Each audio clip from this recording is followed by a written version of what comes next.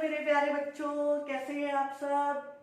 Hope you all are fine. तो हमने chemistry का फर्स्ट चैप्टर स्टार्ट किया हुआ था, that is chemical equation and reaction. उसमें हम टाइप्स पढ़ रहे थे, जिसमें हम कॉम्बिनेशन रिएक्शन और डीकम्पोजिशन पढ़ चुके थे। तो आज हम पढ़ेंगे डिस्प्लेसमेंट रिएक्शन क्या है। बच्चों, डिस्प्लेसमेंट रिएक्शन नाम से ही क्लियर है। डिस्प्लेसमेंट डिस्प्लेसमेंट मतलब जब एक एलिमेंट खुद खुद किसी और एलिमेंट की जगह आ जाएगा तो हम क्या बोलेंगे कि वहां पे क्या हो गया, displacement. That means those reactions in which one element takes the place of other element in compound. ऐसी रिएक्शंस जिसमें एक एलिमेंट दूसरे एलिमेंट की जगह ले लेगा, तब हम क्या बोलेंगे, वो रिएक्शन कौन सी है, डिस्प्लेसमेंट रिएक्शन। एग्जांपल देखो, मैंने क्या लिया है, कॉपर सल्यूट लिया है, कॉपर सल्फेट लिया है प्लस जिंक लिया है। ठीक है, कॉपर सल्फेट प्लस जिंक।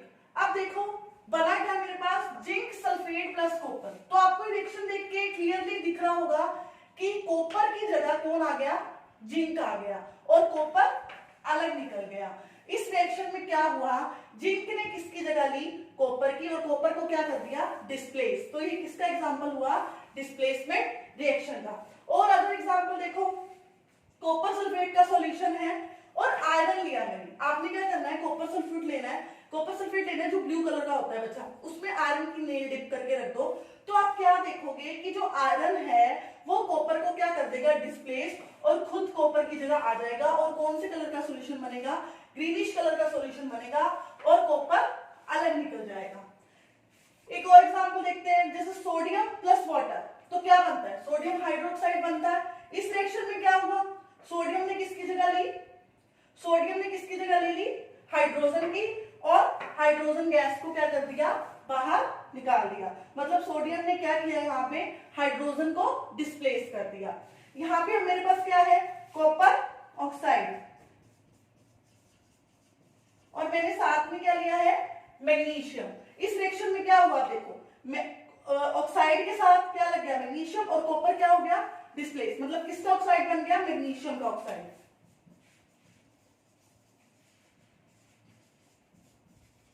तो इस रिएक्शन में क्या हुआ, मैग्नीशियम ने किसको डिस्प्लेस किया, कॉपर को, और कॉपर की जगह खुद आके लग गया।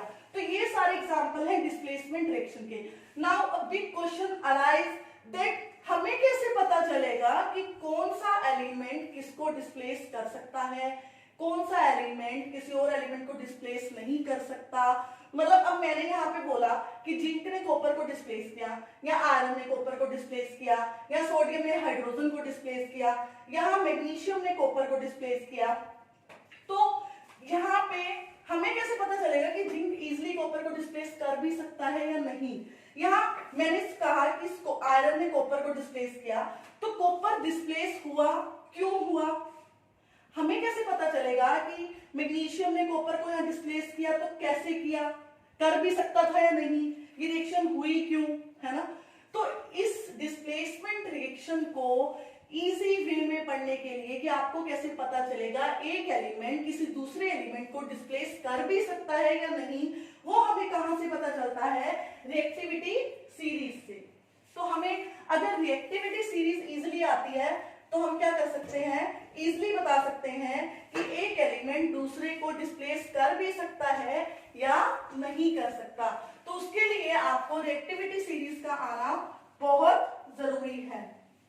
और रिएक्टिविटी को सीरीज को याद करने का बिल्कुल इजीएस्ट वे मैं आपको बताऊंगी, जिससे आपको सेकंड्स में क्या हो जाएगी, रिएक्टिविटी सीरीज लर्न।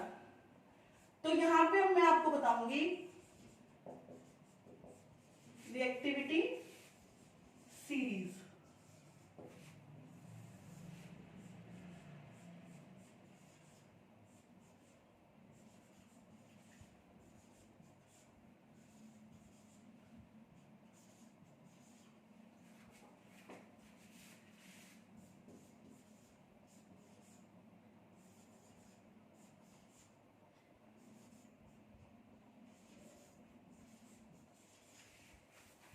तो ये है हमारी रिएक्टिविटी सीरीज, इसको हम एक सीरीज में ही लिख लेते हैं।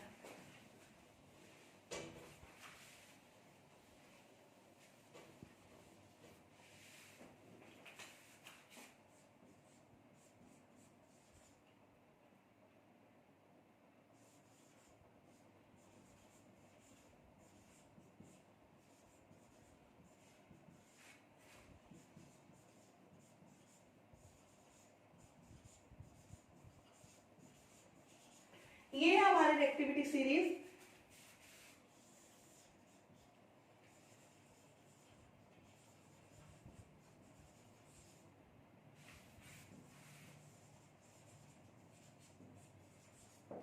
जैसे जैसे हम ऊपर से नीचे जाएंगे तो रिएक्टिविटी क्या करेगी, डिक्रीज करेगी। मतलब पोटेशियम जो है वो हाईली रिएक्टिव एलिमेंट है और जो लास्ट हमारे पास गोल्ड है वो लीस्ट रिएक्टिव एलिमेंट है। तो हम जैसे ऊपर से नीचे जाएंगे रिएक्टिविटी क्या करेगी, डिक्रीज करेगी। और हमने हाइड्रोजन को लेके चलना है। हाइड्रोजन से अबव वाले सारे क्या है, रिएक्टिव है, और इसके नीचे वाले क्या है, नॉन रिएक्टिव है या लीस्ट रिएक्टिव है।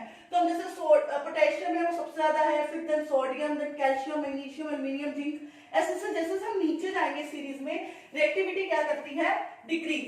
अब इस रिएक्टिविटी को याद कैसे रखना है, तो एक छोटी सी ट्रिक है। जैसे मैंने आपको एलिमेंट्स लर्न करने की ट्रिक बताई थी, फर्स्ट 20 एलिमेंट्स मैंने आपको बताए, एस ब्लॉक एलिमेंट मैंने आपको बताए, पी ब्लॉक बताए। तो उसका जो लिंक है वो मैं डिस्क्रिप्शन बॉक्स में डाल दूंगी अगर आपको देखना है तो अब मैं आपको ये रिएक्टिविटी सीरीज की ट्रिक बताऊंगी कि आपको कैसे याद रखना है।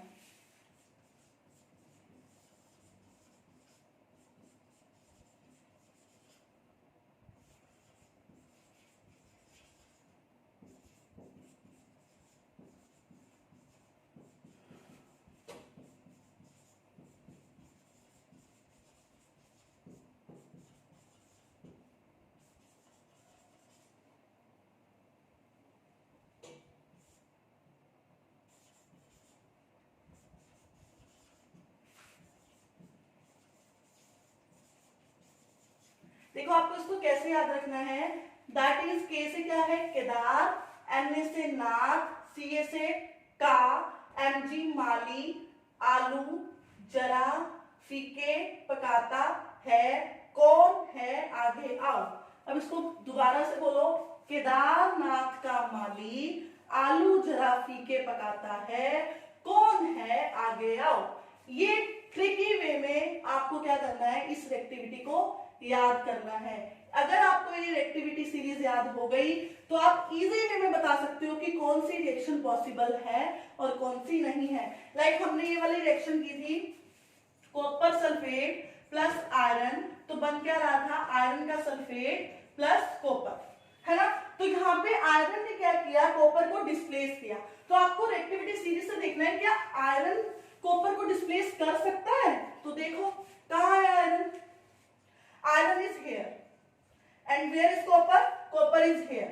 That means iron के बाद copper आ रहा है, तो copper क्या है, least reactive है और iron उससे ज्यादा reactive है। तो of course जो ज्यादा reactive वाला एलिमेंट होगा वो least reactive वाले एलिमेंट को easily displace कर देगा।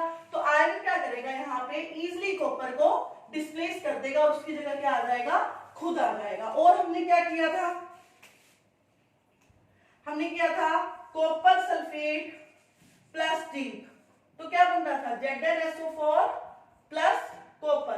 तो अब यहां देखो कॉपर कहाँ है, here, and zinc is here. तो जिंक अभी भी कॉपर से ऊपर है, तो that means zinc also displace copper from its solution, और उसकी जगह क्या आ जाएगा, खुद आ जाएगा और कॉपर को क्या कर देगा, डिस्प्लेस। अगर मैं कहूं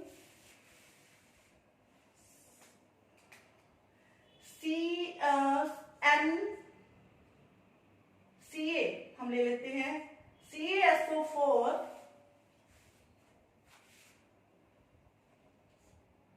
कॉपर, CuSO4 प्लस कैल्शियम, तो रिएक्शन होगी या नहीं होगी।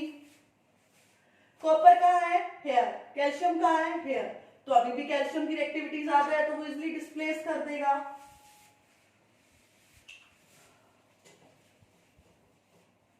दैट मीन्स अगर रिएक्टिविटी ज्यादा है किसी एलिमेंट की तभी वो क्या कर पाएगा, लीस्ट रिएक्टिव वाले को डिस्प्लेस।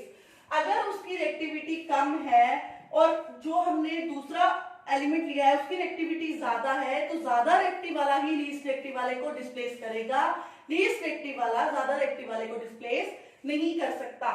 तो डिस्प्लेसमेंट रिएक्शन को लर्न करने के लिए, समझने के लिए सबसे पहले आपको रिएक्टिविटी सीरीज का आना बहुत जरूरी है। अगर आपको रिएक्टिविटी सीरीज इजीली याद है, दैट इज, अब तो मैंने आपको बिल्कुल सेकंड्स में याद करने का तरीका बता दिया है। केदारनाथ का माली आलू जरा फीके पकाता है, कौन है, आगे आओ। अगर आपको ये एक्टिविटी सीरीज याद है तो आप इजिली बता सकते हो कौन सा एलिमेंट किसको डिस्प्लेस कर सकता है, रिएक्शन पॉसिबल है भी या नहीं। तो आपको इसकी प्रैक्टिस करनी है और ये अब आपको मोस्ट प्रोबेबली याद ही होगी। तो ये थी हमारी डिस्प्लेसमेंट रिएक्शन। डिस्प्लेसमेंट रिएक्शन में एक बात ध्यान रखना, एक एलिमेंट दूसरे को डिस्प्लेस करता है, मतलब यहाँ पे सिंगल डिस्प्लेसमेंट होता है, इसलिए हम इस रिएक्शन को सिंगल डिस्प्लेसमेंट रिएक्शन भी कहते हैं। पर अगर क्वेश्चन में आपके मेंशन नहीं है दैट, अगर ऐसे लिखा है व्हाट इज डिस्प्लेसमेंट रिएक्शन, तो वहां पे उनका मीनिंग आपसे वो सिंगल डिस्प्लेसमेंट रिएक्शन ही पूछ रहा है। और दूसरी टाइप होती है डबल डिस्प्लेसमेंट रिएक्शन। तो डबल डिस्प्लेसमेंट में क्वेश्चन में वो मेंशन करेगा कि डबल डिस्प्लेसमेंट रिएक्शन क्या है। अगर उसने सिंपली पूछा है what is displacement reaction, then you have to write about displacement reaction. Single displacement reaction अगर उसने मेंशन नहीं भी किया तो आपको डिस्प्लेसमेंट रिएक्शन ही लिखनी है। तो आप इस रिएक्शन को अच्छे से करना, इसके एग्जांपल्स की प्रैक्टिस करना। नेक्स्ट लेक्चर में हम डबल डिस्प्लेसमेंट रिएक्शन करेंगे।